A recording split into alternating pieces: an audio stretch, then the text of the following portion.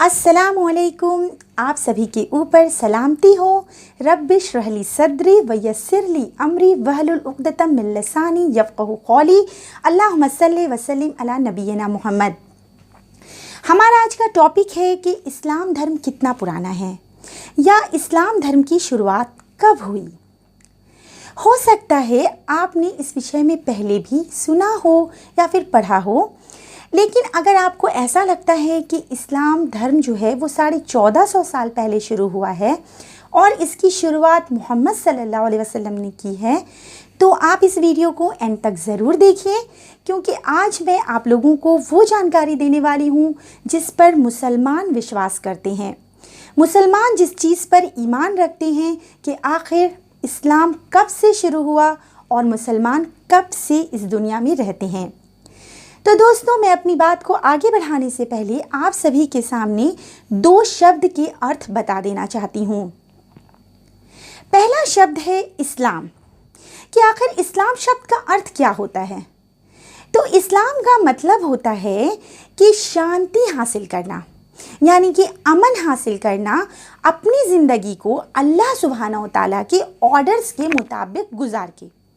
ठीक है, ये हुआ इस्लाम शब्द का अर्थ। अब एक दूसरा लफ्ज़ यानी कि शब्द जो मैं अपनी इस वीडियो में बार बार बोलूँगी वो है मैसेंजर या फिर पैगंबर या नबी। देखिए, ये मोटा मोटी एक ही शब्द है जिसका अर्थ होता है कि अल्लाह का ये तरीक़ा रहा कि उसने इंसानों में से ही किसी एक इंसान को अल्लाह अपने पसंदीदा बना लेते, चुन लेते और उसके साथ एक हाई लेवल का कम्युनिकेशन करते। ठीक है, और उसे अपना मैसेज भेजते और वो मैसेंजर जो होते वो इंसानों को जाकर वही संदेश साफ साफ पहुंचा देते। इसे ही नबी कहते हैं। तो आइए अब मुद्दे पर आते हैं। तो हमारा मुद्दा है कि इस्लाम धर्म की शुरुआत कब से हुई। तो दोस्तों, इस्लाम धर्म की शुरुआत के अक़ीदे को लेकर मुसलमानों का जो विश्वास है वो ये है कि इस धरती पर जिस पहले व्यक्ति ने अपना पहला कदम रखा वो पहले मुसलमान थे और उनका नाम था हज़रत आदम अलैहिस्सलाम। हज़रत आदम अलैहिस्सलाम के साथ इस ज़मीन पर आई थी उनकी बीवी हज़रत हव्वा अलैहिस्सलाम, और अल्लाह ने इस जोड़े से ही इस दुनिया को फैलाया और बढ़ाया। तो इस एक जोड़े के साथ अल्लाह की एक और मखलूक भी इस दुनिया में आई थी जिसका नाम था इब्लीस। उसका नाम है इब्लीस। ठीक है, इब्लीस कहते हैं शैतान को, आम भाषा में शैतान को कहते हैं। ये भी इंसानों के साथ इस ज़मीन पर आया, और ये किस तरह इस ज़मीन पर आया इसको लेकर मैंने एक अलग से वीडियो बनाई है। तो आप चाहें तो आप उसको देख सकते हैं। मैं डिस्क्रिप्शन बॉक्स में उसका आपको लिंक दे रही हूँ। तो चलिए, हम बात कर रहे थे हज़रत आदम अलैहिस्सलाम और हज़रत हव्वा अलैहिस्सलाम की, कि वो इस धरती के पहले मुसलमान थे और उन लोग और हज़रत आदम अलैहिस्सलाम की जो आयु थी, उम्र थी, वो 1000 वर्ष की थी। वो 1000 साल इस दुनिया में रहे और उनके इस दुनिया से चले जाने के बाद कुछ सालों के बाद लोग धीरे धीरे अपने रब को भूल गए। फिर अल्लाह ने इस सिचुएशन में अपने लोगों को, इंसानों को अपनी हिदायत पहुंचाने के लिए फिर उन्हीं इंसानों में से एक इंसान को जो पसंद कर लिया और उसे अपना मैसेज भेजा, और उस इंसान ने आकर लोगों को अपना वो अल्लाह का वो जो संदेश था वो पहुंचा दिया। तो इस तरह अल्लाह ने ज़मीन पर टाइम टू टाइम अपने बहुत सारे मैसेंजर भेजे। जो लास्ट मैसेंजर मोहम्मद सल्लल्लाहु अलैहि वसल्लम हैं, उन्होंने बताया है कि अल्लाह ने इस ज़मीन पर 1,24,000 पैगंबर भेजे, और कुरान में भी नाम से 25 मैसेंजर का जिक्र आता है। दोस्तों, जब आप कुरान पढ़ेंगे ट्रांसलेशन में, जिस लैंग्वेज को भी आप जानते हैं, तब आपको पता चलेगा कि मोहम्मद सल्लल्लाहु अलैहि वसल्लम से पहले अल्लाह ने दुनिया में बहुत सारे नबी भेजे। मिसाल के तौर पर जिनका नाम कुरान में आता है हज़रत नूह अलैहिस्सलाम, हज़रत इब्राहीम अलैहिस्सलाम, हज़रत मूसा अलैहिस्सलाम, हज़रत ईसा अलैहिस्सलाम, हज़रत यूसुफ अलैहिस्सलाम, बहुत सारे मैसेंजर अल्लाह ने इस ज़मीन पर भेजे। और अल्लाह ने कुरान में उन्होंने जो चैलेंजेस फेस किए लोगों को एक अल्लाह की तरफ बुलाने के लिए, उसका ज़िक्र भी कुरान में बहुत खूबसूरती से किया है। और इन पैगंबरों को कौन कौन से चैलेंजेस का सामना करना पड़ा, इसका जिक्र भी कुरान में बहुत ही विस्तार से आता है। तो दोस्तों, अल्लाह ने टाइम टू टाइम मैसेंजर भेजे, इसके लिए कुरान में एक बहुत ही बेहतरीन आयत है जो है चैप्टर नंबर 13 वर्स नंबर 38 में अल्लाह फरमाते हैं कि हमने आपसे पहले भी बहुत से रसूल इस ज़मीन पर लोगों को अपना पैगाम पहुंचाने के लिए भेजे थे और उन्हें हमने बीवी और बच्चे भी दिए थे, और अल्लाह के हुक्म के बगैर किसी नबी के बस की बात न थी कि वो कोई निशानी लाकर दिखा देते, और हमने हर ज़माने और वक्त का लिहाज करके किताब में मुनासिब हुक्म भेज दिया था।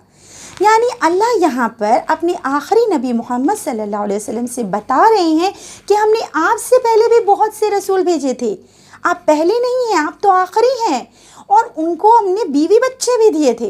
यानी ऐसे नहीं थे कि वो कोई समाज से कटे हुए इंसान को अल्लाह चुन लेते थे, बल्कि उन्हीं इंसानों में से ही एक इंसान को चुन लेते थे, या कोई अल्लाह फरिश्ता नहीं भेजते थे अपना पैगाम पहुंचाने के लिए, सीधा इंसान से संदेश, अपना अल्लाह का संदेश देने के लिए, बल्कि अल्लाह इंसानों में से ही किसी एक को चुन लेते थे। तो इस आयत में अल्लाह ने बहुत खोल के बता दिया कि हमने हर ज़माने और वक्त का लिहाज करके किताब में मुनासिब हुक्म भेजा था। यानी मैं आपको मिसाल के लिए एक चीज़ बताती हूँ।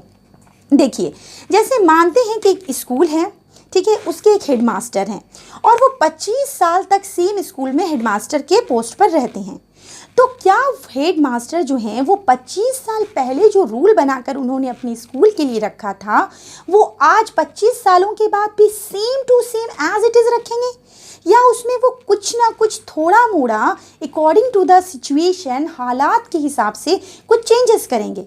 उसी तरह अल्लाह ने अपना बेसिक उसूल तो सेम ही रखा कि सिर्फ एक ही अल्लाह इबादत के लायक और उसके सिवा कोई खुदा नहीं। सारे पैगंबर यही मैसेज लेकर आए, लेकिन थोड़ा मोड़ा लॉ जो है, ज़िंदगी गुजारने का तरीक़ा, इबादत का तरीक़ा, वो अल्लाह ने अलग अलग दौर के हिसाब से, लोगों के हिसाब से दिया। जैसा कि अल्लाह ताला कुरान में फरमाते हैं कि हम किसी भी जान को उसकी बोझ उठाने से ज़्यादा का जिम्मेदार नहीं बनाते। तो अल्लाह ताला ने वो कबीला वाले लोग जो होते थे पहले के लोग, वो लोग इतना कुछ नहीं, जो कुछ नहीं कर सकते थे वो सब उनको नहीं दिया। वो जितनी इबादत जिस तरह की सहूलत से कर सकते थे, जिससे उनकी पाकीज़गी बने रहे, उतना ही उन्हें सिखाया। फिर अल्लाह ने धीरे धीरे अपना जो है मैसेज अपडेट करते रहे और फाइनली मोहम्मद सल्लल्लाहु अलैहि वसल्लम को अल्लाह ने, इस सेंस से हम लोग कहते हैं कि इस्लाम जो मोहम्मद सल्लल्लाहु अलैहि वसल्लम के ऊपर मतलब आखिरी नबी हैं, वो इस्लाम की शुरुआत उन्होंने की इस सेंस से नहीं कि वो ये ला इलाहा इल्लल्लाह पहली बार लेकर आने वाले पहले इंसान थे, बल्कि इस सेंस से कि उन्हें अल्लाह ने ज़िंदगी गुजारने का एक नया तरीक़ा सिखा दिया। यानी कि नमाज का तरीक़ा कैसा हो और चैरिटी का तरीक़ा कैसा हो, इन सब चीज़ों को थोड़ा बहुत अल्लाह ने चेंज किया। तो इस हिसाब से मोहम्मद सल्लल्लाहु अलैहि वसल्लम की इस दुनिया में आने के बाद जो लोग भी उन पर ईमान लाते हैं वो मुसलमान होते हैं, जो एक अल्लाह को मानते हैं और वो मोहम्मद सल्लल्लाहु अलैहि वसल्लम ने जो शरीयत बताई, जो दीन बताई, उसी को फॉलो करते हैं।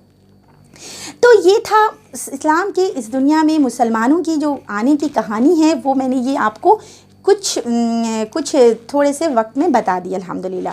अब मैं आपको बता देती हूँ कि अगर जैसे मैं बता रही हूँ कि मोहम्मद सल्लल्लाहु अलैहि वसल्लम आखिरी हैं, तो इसके लिए कुरान में कहाँ पर लिखा है? तो अल्लाह ताला इसके लिए कुरान में फरमाते हैं चैप्टर नंबर 33 वर्स नंबर 40 में कि आप मोहम्मद सल्लल्लाहु अलैहि वसल्लम तुम में से किसी भी मर्द के बाप नहीं हैं और वो अल्लाह के आखिरी रसूल हैं और उन पर नबूवत ख़त्म हो गई। यानी अब उनके बाद कोई भी ये दावा करे कि वो नबी है तो वो झूठा है, वो सच नहीं है। और जिन्हें ये लगता है कि नौज़ बिल्लाह मोहम्मद सल्लल्लाहु अलैहि वसल्लम ने कुरान को ख़ुद से लिख लिया, नौज़ बिल्लाह, तो मोहम्मद सल्लल्लाहु अलैहि वसल्लम जो थे वो पढ़े लिखे नहीं थे, वो लिखना पढ़ना नहीं जानते थे। उन्हें जिब्राईल अलैहिस्सलाम आकर जो याद करवाते थे कुरान, वो वही आकर अपने पढ़े लिखे साथी को, सहाबा को बताते थे जो लिखना जानते थे और वो लिख लेते थे। इस तरह से कुरान धीरे धीरे करके 23 साल में जमा हुआ। और अब अगर किसी को ये लगता हो कि क्या कुरान प्रिजर्व है, वो सेफ़ है, तो देखिए अल्लाह ने ख़ुद कुरान में कह दिया है कि इस ज़िक्र को मैंने ही नाज़िल फरमाया है और इसकी हिफाजत की ज़िम्मेदारी भी मेरी ही है। इसलिए इसमें एक सिंगल लफ्ज़ का भी चेंज होना, एक वर्ड का भी चेंज होना पॉसिबल नहीं है, क्योंकि ये सीनों में महफूज है। ये जनरेशन टू जनरेशन चला जाता है और इसका ये तरीका है कि ये लोग इसको पूरा याद कर लेते हैं, बाय हार्ट कर लेते हैं, तो ये एक जनरेशन से दूसरी जनरेशन में आराम से चला जाता है। इसलिए इसमें कोई भी तरह के चेंज होना पॉसिबल नहीं है। तो देखिए दोस्तों, मोहम्मद सल्लल्लाहु अलैहि वसल्लम जो थे वो सिर्फ मुसलमानों के लिए नहीं बल्कि अल्लाह ने उन्हें पूरी इंसानियत के लिए भेजा। जैसा कि अल्लाह कुरान में फरमाते हैं कि हमने आपको तमाम इंसानियत के लिए रहमत बनाकर भेजा, यानी रहमतुल आलमीन बनाकर भेजा। तमाम इंसानों के लिए वो ब्लेसिंग है और उन्होंने जो रास्ता दिखाया वो सच्चा है, वो सीधा है, वो रास्ता है जो आपको अल्लाह तक लेकर जाता है, अपने रब से मिलाता है। देखिए दोस्तों, दुनिया की जो जितने भी आप अमीर हो जाए ना, लेकिन आप अपना जो दुख और तकलीफ़ है ना वो बेच नहीं सकते, और सुकून जो है वो ख़रीद नहीं सकते, और सुकून सिर्फ़ और सिर्फ अल्लाह के ज़िक्र से ही आती है। बस इसी की बात के साथ मैं अपनी इस बयान को ख़त्म करूँगी और उम्मीद करती हूँ कि आपको अच्छे से समझ में आ गया होगा कि आखिर कब इस्लाम धर्म की शुरुआत हुई और किस तरह मुसलमान इस दुनिया में आए। जज़ाक अल्लाह खैर। अल्लाहुम्मा सल्ली व सल्लिम अला नबीना मोहम्मद।